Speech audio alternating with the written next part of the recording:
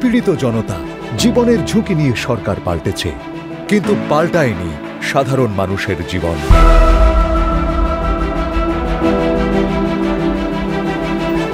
এবার ইতিহাস পাল্টানোর যুদ্ধটা ছিল অন্যায়ের বিরুদ্ধে, বৈষম্যের বিরুদ্ধে।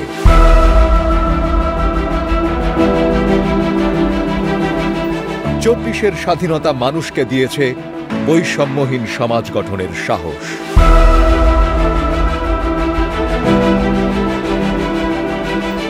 আর সেই দুর্দান্ত সাহস থেকেই জন্ম নিয়েছে জনতা পার্টি বাংলাদেশ।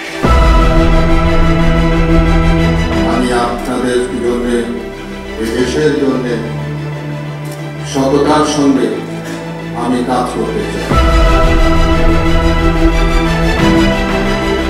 ৭১-এর মুক্তিযুদ্ধের শক্তিকে ধারণ করে ২৪-এর গণ অভ্যুত্থানের পথ ধরে চলার অঙ্গীকার নিয়ে আমাদের এই যাত্রা।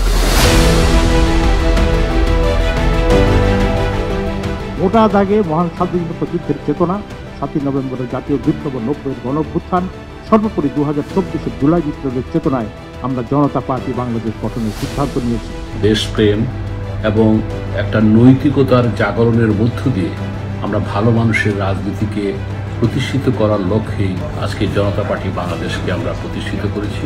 শুধু নির্বাচন সর্বস্ব গণতন্ত্র নয়, জনতা পার্টি বাংলাদেশ গড়তে চায় ন্যায়ভিত্তিক, নিরাপদ এক বাংলাদেশ, যেখানে তরুণদের স্বপ্ন পূরণে থাকবে না কোনো বাধা, যেখানে রাষ্ট্রের মালিকানায় থাকবে শোষক নয়, জনতা নিজেই।